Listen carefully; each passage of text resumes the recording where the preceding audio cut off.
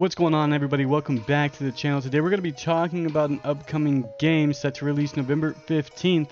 That is Assassin's Creed Shadows. From the little bit of info we do have, it's looking great. It's going to be set in 1580 Japan, right when the country is on a brutal path towards unification, driven by the iron will of the daimyo Oda Nobunaga. After a brutal invasion of the peaceful province of Iga, a young shinobi named Naoe embarks on a journey to fulfill an impossible promise, while a legendary samurai, Yasuke, finds a new purpose confronting the demons of his past. Both of these characters are going to be playable throughout the campaign, much like Syndicate being able to switch back and forth at will. The shinobi will take more of a stealth approach based role, while the samurai will be smashing through everything in sight. Both characters are gonna have their own type of playstyle, and I think that is very much reflected through this proverb here.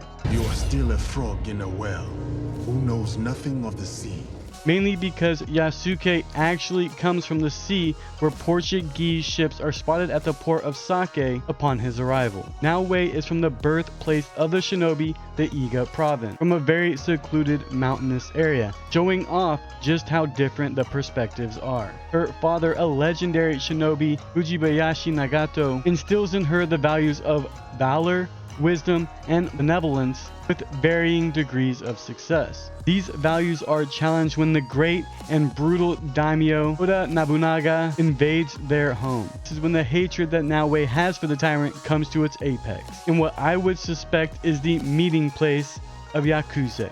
As when he arrived at the port of Sake, it's said that Nobunaga was impressed with his physical powers, artistic appreciation, and ability to speak Japanese, that he made him a samurai in his service. None of these accounts are historically accurate, but they do play a vital role in the setup for the rest of the story. One major difference between the two roles is the destruction of props in the game. While Yasuke can break through the shohi doors, Naoe can assassinate people through them. There's going to be major differences in weaponry as well. As you can see, the shinobi will be carrying the shuriken, the kusarigama, the grappling hook, and the new curved hidden blade. The major differences between these two roles is Yasuke will not be able to climb certain walls, while Naoe will. So you will see a big difference between their ability to navigate the world.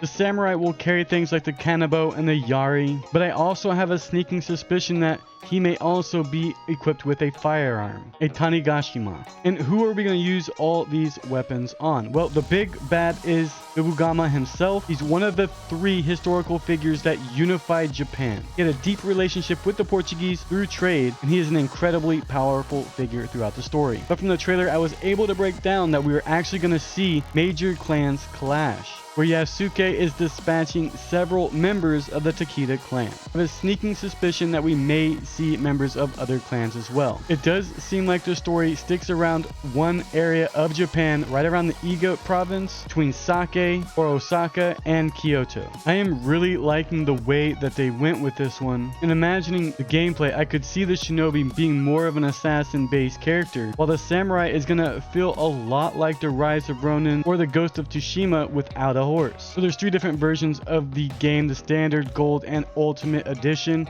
All three, if you pre-order, come with the bonus mission Thrown to the Dogs. The gold and ultimate edition include a season pass where you will get a bonus quest on day one with additional unlockable content, as well as 2 upcoming expansions. And then you will also get the 3 days of early access, allowing you to play on technically the 12th of November. If you step it up to the Ultimate Edition, you will get the Ultimate Pack. You will get the Secure You Character Pack, including gear and weapons set for both Naoe and Yasuke, the Secure You Beast and Dragon Tooth Trinket, the Secure You Hideout Pack, including 4 unique ornaments to customize a hideout for your Shinobi League, 5 skill points, and the Red Dragon filter in photo mode that I would think is going to be a lot like how Ghost did it. The standard edition is $69.99. The gold edition is $109.99. and the Ultimate Edition is $129.99. Now there is an alternate way to play this game, and you can get that with a subscription-based model for $18 a month. Just remember, you will own nothing and be happy about it. And I think if you can complete the game in 2 months, then that is definitely a way to go, as well as being able to play all the other titles under the parent company. Now, what's really cool about looking at this information, it does look like we're going to have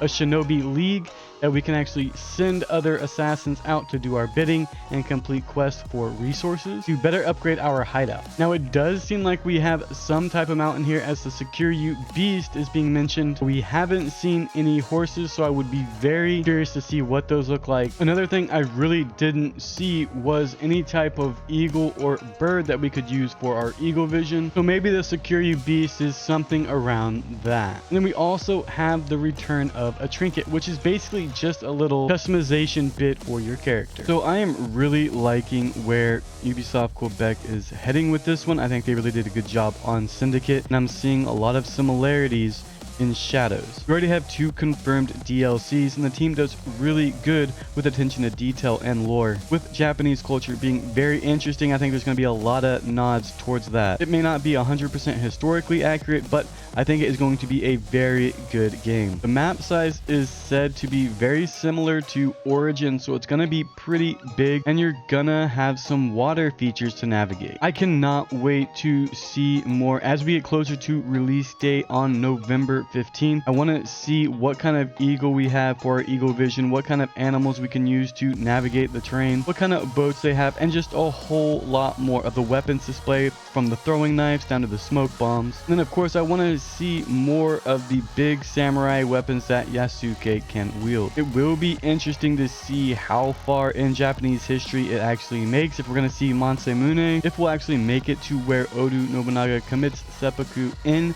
the Temple of Kyoto, or if we will actually see Hideyoshi rise to Prime Minister. I think it would be really cool for one of the DLCs to be Date Mansemune taking on the Ashina clan. But that's all speculation, and we will have to see what the team actually brings. Let me know what you guys think about this one down in the comments. I am really excited for this one, and I think it's going to be one of the better Assassin's Creed titles. Check back into the channel because we are going to be staying up to date with all the Assassin's Creed Shadow news.